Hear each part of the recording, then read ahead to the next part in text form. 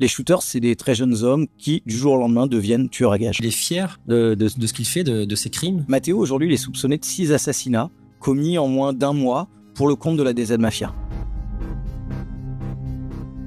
Bonjour Vincent, tu viens de signer un livre qui a beaucoup fait parler ces derniers jours, un livre sur les tueurs à gages. Tu es spécialiste des affaires criminelles, journaliste au service police-justice du Parisien. Ce livre, tu l'as écrit avec deux autres confrères de notre service police-justice, Jérémy Famelet et Jean-Michel Lécugis. Le titre, c'est « Tueurs à gages, enquête sur le nouveau phénomène des shooters ». C'est quoi les shooters ?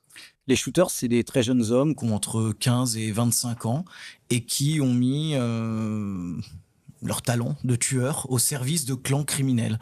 C'est des jeunes qui parfois sont très peu connus de la justice avant de passer à l'extrémité de devenir tueurs à gages et qui sont recrutés notamment sur les réseaux sociaux, sur des boucles Telegram par exemple, par des clans criminels, souvent à Marseille, pour aller assassiner des rivaux qu'ils ne connaissent pas. Et donc, ils ne sont pas forcément impliqués dans le trafic de drogue à la base.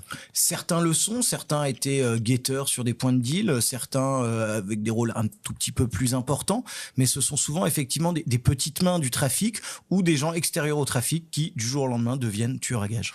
L'une des premières affaires dont tu as parlé dans Le Parisien, qui a fait parler, qui a mis en lumière ce phénomène des shooters, c'est celle de Matteo. Il avait 18 ans quand il a été arrêté au printemps 2023, c'était au mois d'avril. En résumé, de quoi il est soupçonné déjà ? Matteo, aujourd'hui, il est soupçonné de 6 assassinats commis en moins d'1 mois pour le compte de la DZ Mafia. Qu'est-ce qu'on sait de son milieu d'origine, de son enfance, de son adolescence, d'où il vient ? Matteo, c'est quelqu'un qui a grandi dans les environs de Marseille et pas, contrairement à beaucoup de personnages de notre livre, dans les quartiers nord. Il a grandi dans une famille plutôt bien sous tout rapport. Une mère qui travaille, un beau-père qui est un cadre d'une grande entreprise. Sa petite fêlure, il en parle en garde à vue, c'est son père qui l'a comme abandonné, dit-il, quand il était jeune. Et à quel moment il a commencé à dériver, à devenir délinquant ? C'est quand il est adolescent, à partir du collège, du lycée, il commence à enchaîner les fugues. Pendant un temps, il est aussi placé. Et pendant qu'il est placé à l'aide sociale à l'enfance, il commence à trafiquer de la drogue dans des cités d'Aix-en-Provence à un niveau tout petit à ce moment-là. Mais assez vite, il fait aussi ses premiers séjours en prison pour mineurs à Marseille. Quand il sort de prison, de la prison juvénile, il a 17 ans et il est déjà bien implanté dans le trafic de stupéfiants parce qu'il est arrêté quelques mois plus tard en région parisienne alors qu'il vient d'effectuer une livraison de plus d'1 kilo de cannabis. Et il va faire un séjour en prison à Fresnes en 2022 et c'est là qu'il rencontre un caïd qui le prend sous son aile. En tout cas, selon son récit, qui est capté par des écoutes téléphoniques alors qu'il est en prison, c'est effectivement comme ça qu'il tombe dans la très grande délinquance. C'est que à Fresnes, il rencontre un trafiquant et quand il rentre chez lui à Gardanne quelques mois plus tard, ce trafiquant propose de lui avancer du cannabis. Visiblement, au moment de rembourser, il y a un problème. Et Matteo explique notamment à sa petite amie qu'à ce moment-là, on l'a obligé, on lui a fait comprendre, maintenant t'as pas le choix, tu vas conduire sur des règlements de compte, tu vas servir de pilote, comme ils appellent ça entre eux, et peu à peu, tu vas devenir toi-même un shooter, un charcleur, la première fois pour rembourser ta dette, et puis après tu seras payé pour ça. Donc voilà, donc le caïd en gros lui met la pression, il se retourne contre lui finalement, c'est ça ? C'est ce que dit Matteo à sa petite amie. Après, il faut aussi rester prudent, car ça reste des déclarations faites par quelqu'un qui est en prison, qui cherche d'une certaine manière à se défendre aussi. Ce qu'on voit aussi dans le parcours de Matteo, c'est qu'il se filmait en montant sur des règlements de compte, en montant sur des assassinats, et qu'il semblait plutôt en rire. Il y a d'autres écoutes téléphoniques qui ont été interceptées par les policiers alors qu'il est en prison, où il semble plutôt content du statut que lui confèrent ses actes. Et le fait de se filmer, c'est quoi ? C'est parce qu'il est fier de ce qu'il fait, de ses crimes ? En tout cas, la vidéo où il se filme lui-même, vidéo qui a beaucoup tourné notamment sur les réseaux sociaux, où il explique qu'il va enchaîner les contrats, que c'est une dinguerie, comme il dit, et qu'il part assassiner un mec et que ça le fait rigoler. Oui, il semble que ça soit avant tout de la flagornerie à ce moment-là. Ouais. Le premier crime pour lequel il est inquiété par la justice et que vous racontez en détail dans votre livre, c'est celui d'un jeune présumé trafiquant, Ryan, qui a 23 ans. Là, Matteo lui tend un piège, clairement. Ryan, il tombe dans un guet-apens. On ne sait pas qui, mais quelqu'un lui demande « Attends, en bas de ton quartier à Aix-en-Provence, quelqu'un qui va venir te chercher pour une livraison dans un quartier de Marseille. » Ryan est récupéré par deux hommes, Matteo et son pilote, comme il dit. Matteo prend soin de reculer énormément le siège où il est assis pour bloquer Ryan et lui permettre de se retourner très facilement. Parce que du coup, Ryan est obligé de se mettre derrière le conducteur, c'est Ryan ça? se met derrière le conducteur, il verrouille les portes, ils font attention à verrouiller les portes. Et pourquoi ça? Quel est le but de l'opération? Parce que le but, c'est d'assassiner Ryan durant le trajet vers Marseille, car Matteo est convaincu à ce moment-là que de tirer sur l'autoroute permettra d'éviter que tout le monde entende du bruit. Le bruit ambiant permettra de masquer le crime. Et là, Matteo a une très vieille arme. Matteo, il a un Colt 45 qui est une arme d'habitude fiable, mais oui, une arme qui date de la Seconde Guerre mondiale, qui a été produite en masse par les États-Unis à une époque. Et quand il se retrouve dans cette voiture, au bout de quelques minutes, tout se passe bien. Ce qui prouve aussi la froideur de son acte, c'est que il explique qu'il discute avec Ryan, qu'il s'allume un joint dans la voiture. Et à un moment, il sort son arme, il se retourne et il essaye de lui mettre une balle dans la tête. Mais là, l'arme s'enraye. Pardon. Oui, l'arme de Matteo s'enraye. C'est Matteo qui raconte cette scène qui est assez glaçante. Ryan, son premier réflexe, c'est pas de s'échapper, c'est de sortir son téléphone pour appeler quelqu'un et dire on essaye de me buter, je comprends pas. À ce moment-là, Matteo lui arrache le téléphone des mains et dit à la personne au téléphone: est-ce que c'est le commanditaire? Est-ce qu'il fait ça pour se moquer, entre guillemets? On ne sait pas. Mais il dit je suis en train d'essayer de le buter, mais mon arme déconne. Finalement, il lui rend son téléphone et à ce moment-là, l'arme marche et il lui met une balle dans la tête. Le deuxième crime pour lequel Matteo devra être jugé, c'est une tuerie, il n'y a pas d'autre mot, à la Morlette à Marseille. Raconte-nous ce qui s'est passé ce jour-là. La Morlette, c'est un point de deal assez connu de Marseille, pas très éloigné du centre-ville. À ce moment-là, il appartient au clan d'en face. Et Matteo a pour mission d'aller tuer n'importe qui sur ce point de deal pour impressionner, pour marquer des points, pour affirmer la stature de son gang.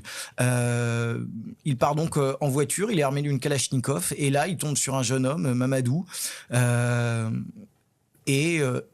Il va lui courir après. Mamadou voit que Matteo a une Kalachnikov dans les mains, il essaye de s'échapper et Matteo lui dit non, t'inquiète pas, je viens pas pour te tuer, je viens juste récupérer le charbon, donc le produit.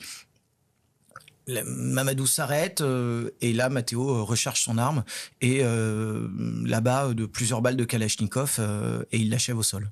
Et l'enquête n'a pas du tout permis de montrer un quelconque lien entre ce Mamadou et le trafic. A priori, il n'y avait vraiment rien à voir avec le trafic. Matteo s'en prend aussi à un homme de 65 ans qui rentrait de faire sa prière, c'est ça? Oui, ça explique la folie meurtrière d'une certaine manière dans laquelle se trouve Matteo à ce moment-là. C'est qu'il voit un homme avec un tapis de prière sous le bras. Et il est convaincu que c'est une Kalachnikov. Donc il ouvre le feu, il lui tire dessus. Et c'est au moment où il va pour l'achever, et il se met au-dessus de lui, qu'il se rend compte que c'est pas une Kalachnikov, mais que c'est un tapis de prière. Et donc là, il prend la fuite. Et heureusement, cet homme, lui, va survivre à ses blessures. On l'a dit, il a été arrêté en avril 2023. Quand il est face aux enquêteurs, est-ce qu'il a des remords? Alors, ce qui est assez spectaculaire dans la garde à vue de Matteo, c'est que pendant des heures, il garde le silence, il veut rien dire, il dit non, droit au silence, comme un caïd. Et à un moment, c'est difficile de connaître les ressorts qui l'ont amené à faire ça. Il regarde l'enquêteur et lui dit allez, je vais tout te raconter. Et il lui raconte par le menu plusieurs meurtres pour lesquels il est auditionné à ce moment-là, tout en veillant bien à ne jamais dénoncer ses commanditaires.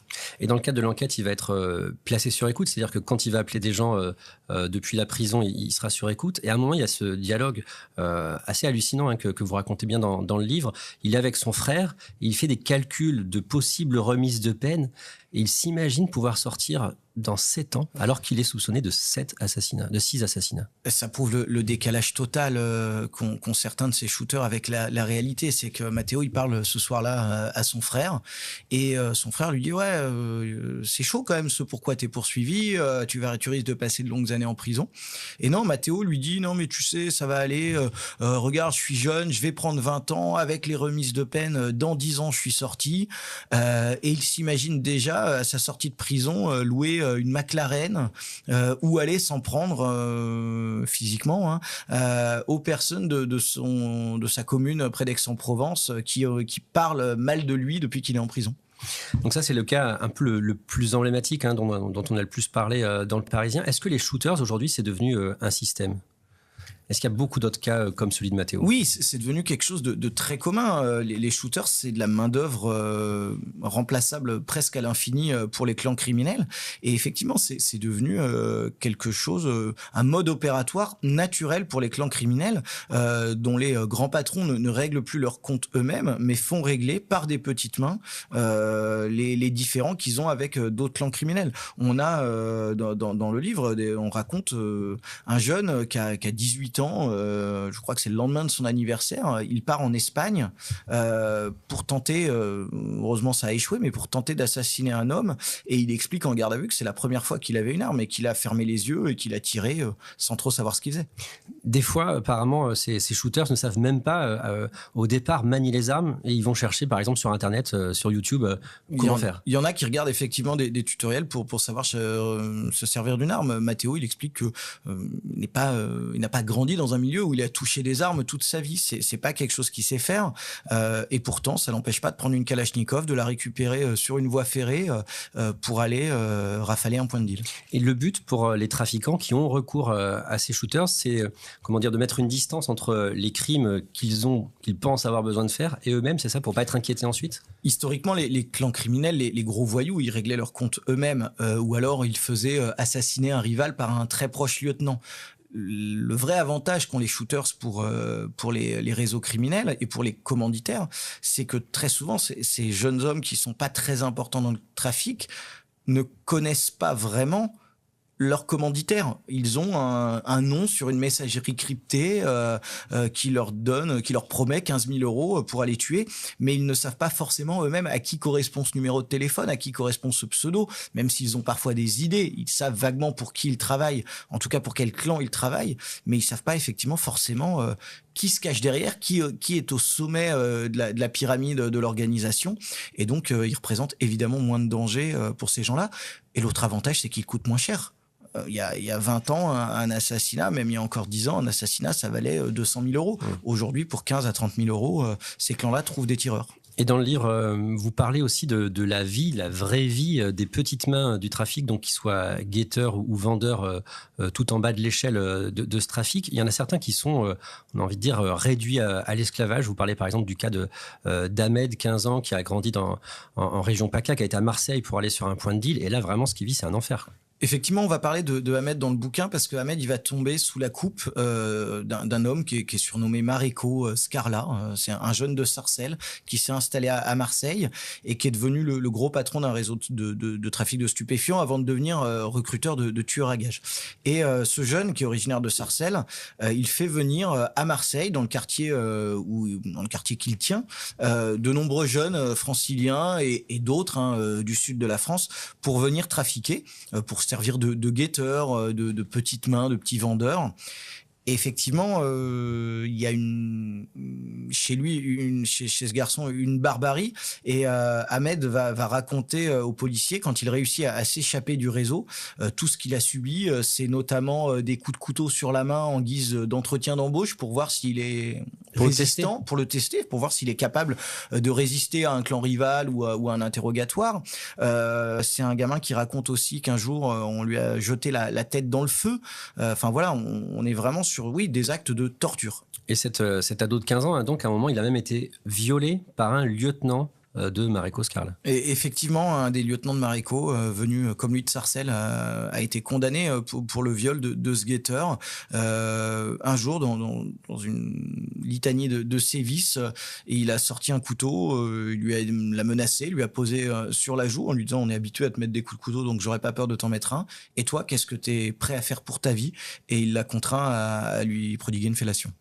Et le dealer Mareko Scarla, il est aidé par une femme dans le quartier de la Busserine, une femme qui est surnommée la sorcière, qui a une 60aine d'années. Est-ce que tu peux me parler de cette femme, la sorcière ? Qu'est-ce qu'elle fait dans ce trafic ? C'est effectivement un personnage à part qu'on évoque dans le livre, parce que des gens de cet âge-là, il n'y en a pas beaucoup. Et c'est une femme qui a servi pendant un temps, même si elle a été relaxée sur ce point, de nourrice pour le clan de Mareko. Donc cacher de la drogue ? Voilà, cacher de la drogue et des armes, en l'occurrence. Elle avait été arrêtée, mais elle a été relaxée, parce que visiblement elle était plus ou moins contrainte de le faire.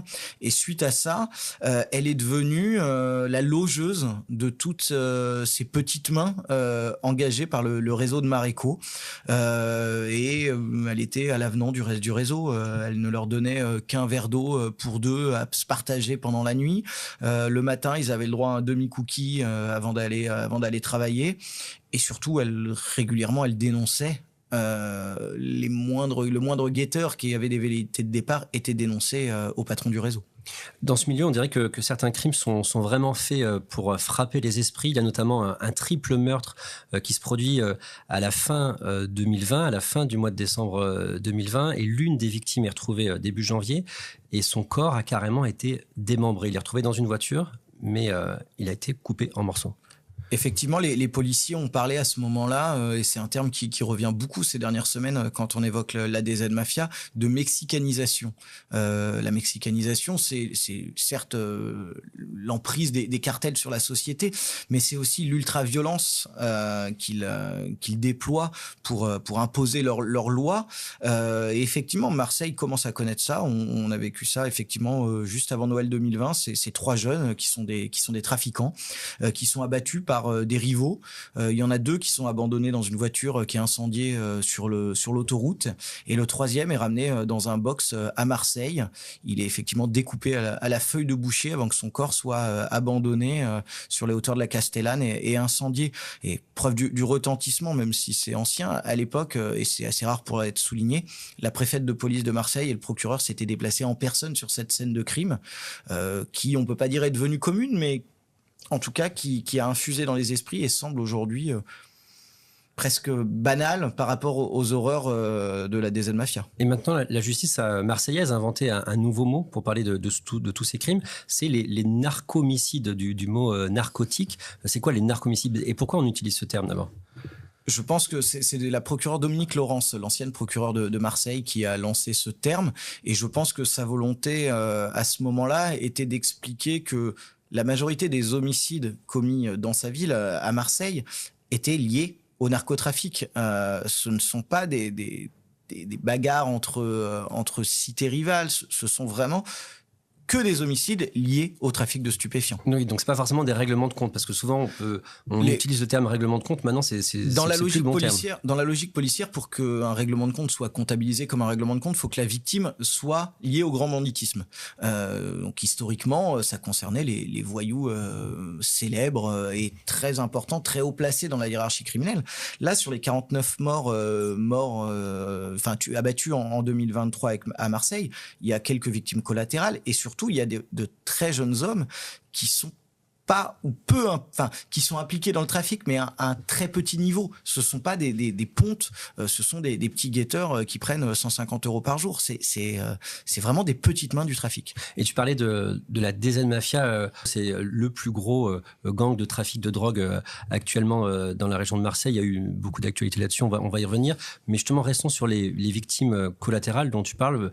Vous parlez de plusieurs cas en détail dans le livre. Il y a d'abord Fayed, 10 ans, le 21 août 2023, il a été tué alors qu'il était avec son oncle. Il rentrait d'une sortie dans la voiture avec son oncle. Il rentrait chez lui tout simplement et il a été tué. Raconte-nous ce qui s'est passé là. Fayed, c'est un petit gamin de 10 ans qui habite dans le quartier Pisevin à Nîmes. C'est un quartier sensible, difficile, connu pour être un point de deal important de Nîmes.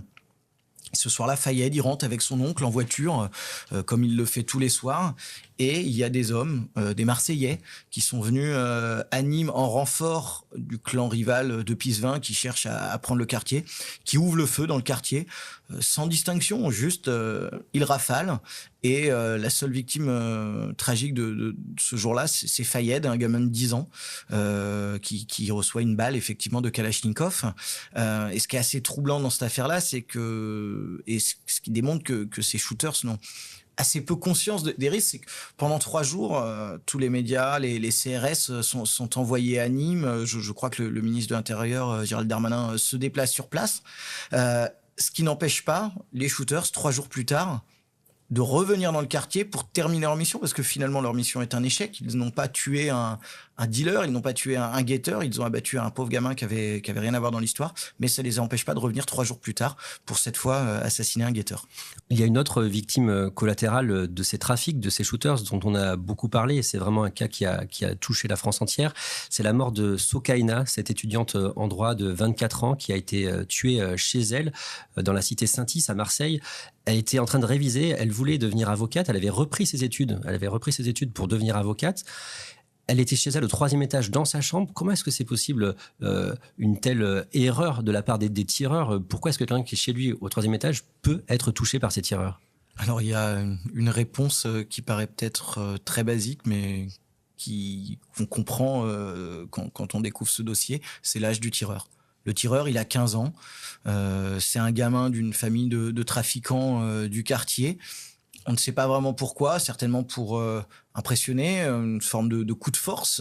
Ce soir-là, il prend une Kalachnikov et il vise un point de deal. Et effectivement, des balles s'envolent parce que c'est un gamin de 15 ans qui est pas un professionnel des armes, qui est pas un malfaiteur ou un tireur chevronné ou aguerri, comme c'était le cas à une époque avec des braqueurs de fourgons ou des gens qui étaient habitués à tirer.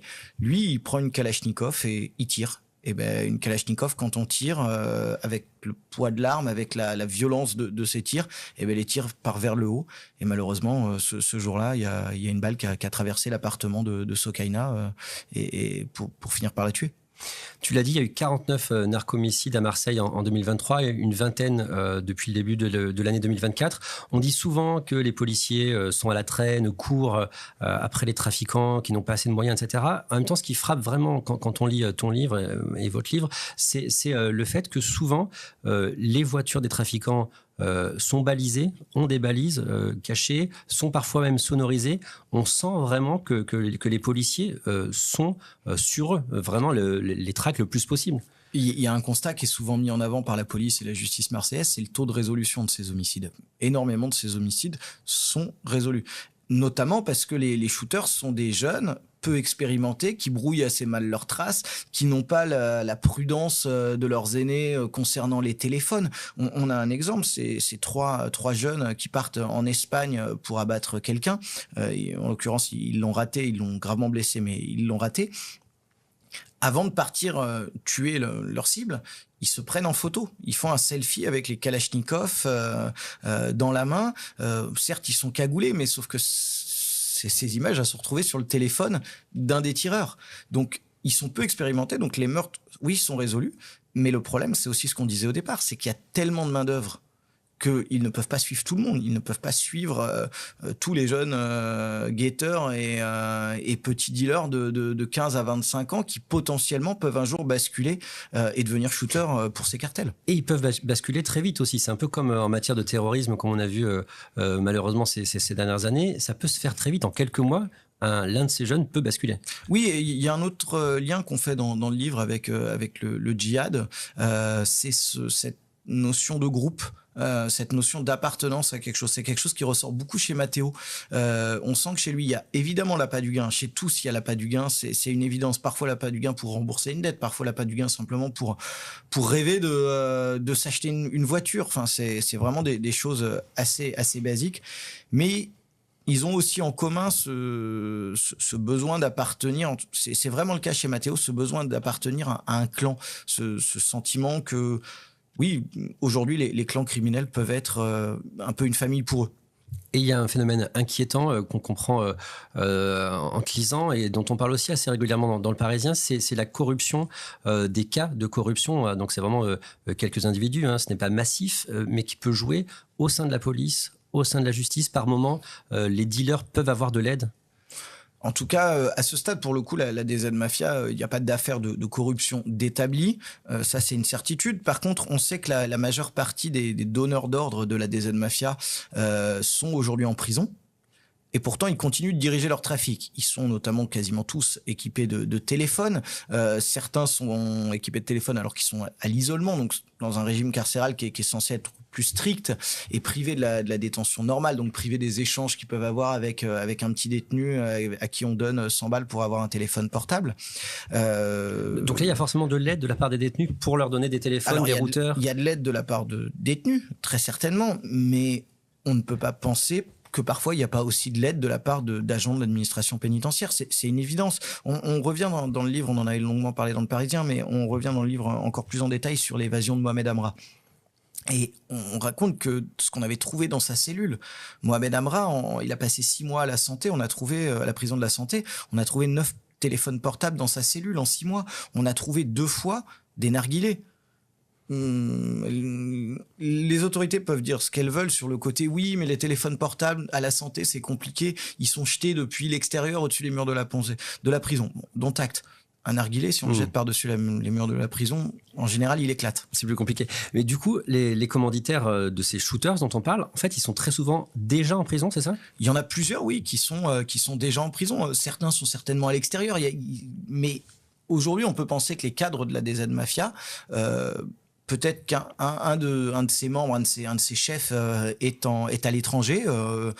Il semble avoir pris un peu de recul ces derniers mois et il semble que oui, la DZ Mafia est aujourd'hui dirigée depuis la prison. Vincent, juste avant la sortie de ton livre, 2 nouveaux narcomicides se sont produits à Marseille.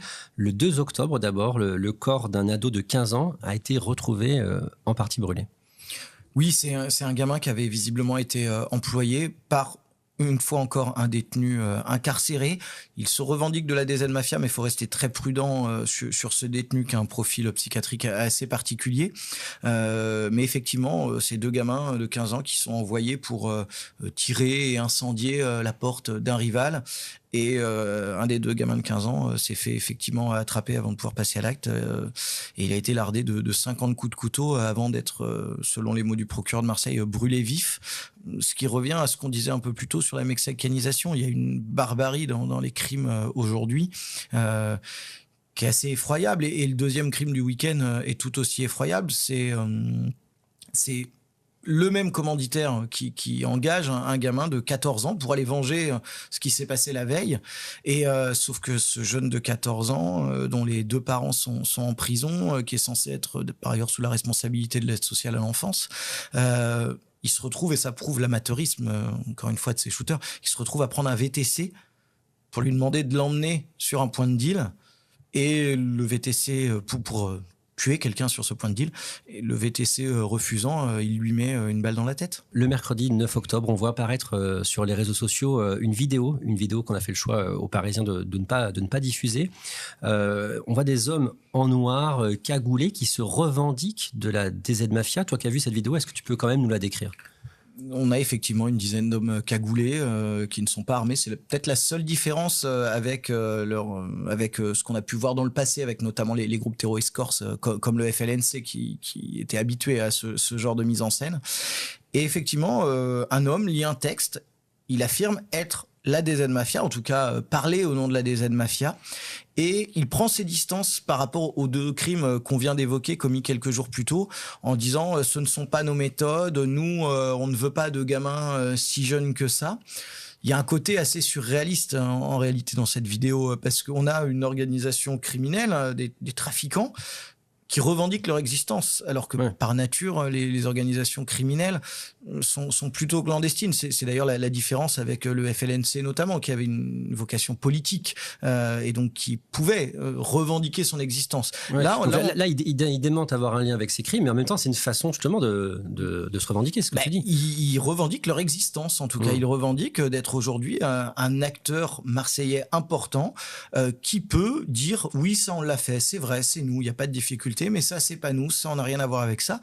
Et beaucoup de policiers disent que c'est un vrai basculement, cette vidéo, parce que oui, qu'un clan criminel revendique son existence, c'est pas si fréquent en France. Les policiers à qui tu as parlé justement de ça, ils te disent quoi? Ils sont dans quel état d'esprit là? Le mot qu'ils utilisent, c'est réellement basculement. C'est réellement, ils ont le sentiment que il y a une notion de toute puissance qui ressort de cette vidéo. Voilà, encore une fois, qu'un clan criminel dise on existe, on est présent à Marseille, mais ça c'est pas nous. Ça veut dire que tout le reste, c'est eux. On sait qui est à la tête de la DZ Mafia. Tu parlais tout à l'heure d'un homme qui est en Algérie actuellement. Effectivement, le nom de Tic, Mehdi Laribi, a longtemps été accolé à la tête de la DZ Mafia. Il se dit ces dernières semaines que soit il aurait été supplanté, soit qu'il aurait pris du recul, et que aujourd'hui les hommes qui dirigent ce cartel, ce qu'on peut décrire comme un cartel, sont 3 hommes en prison dans le sud de la France. Et parmi eux, il y a notamment une personne qui est mise en cause pour le triple assassinat dont on parlait tout à l'heure, qui avait fini par une scène d'horreur lorsqu'un homme avait été découpé. Ce trafic, il génère combien d'argent ? C'est quel type de somme ? Des dizaines de millions d'euros ? Par nature, c'est clandestin, donc c'est évidemment très, très dur à dire. Ce qu'on sait, c'est que certains points de deal à Marseille peuvent rapporter plus de 50 000 euros par jour, que la DZ Mafia en a plusieurs, qu'elle a aussi désormais des implantations dans d'autres villes. On parle de Nîmes, on parle d'Aix-en-Provence, on parle d'Avignon, on parle même parfois de Dijon, voire de Rennes, où les inscriptions DZ Mafia apparaissent. Donc non, c'est évidemment, comme toute organisation criminelle, c'est évidemment très compliqué de dire combien elle représente aujourd'hui financièrement. Ils ont des liens avec l'étranger aujourd'hui, ça s'étend, y compris à l'étranger ? Les enquêteurs pensent effectivement qu'il y a aujourd'hui des liens assez ténus avec des organisations criminelles, notamment belges, hollandaises, et qu'ils ont aussi très certainement des liens avec des organisations italiennes dans ce qui concerne l'importation de stupéfiants. Merci Vincent Gautrono. Je redonne le titre de ton livre Tueur à gages, enquête sur le nouveau phénomène des shooters, livre que tu as écrit avec deux autres faits diversiers du Parisien, Jean-Michel Descugis et Jérémy Famelet. Vincent Gautrono, on peut donc te lire dans ce livre, puis aussi presque tous les jours sur Le Parisien, donc sur leparisien.fr. Merci.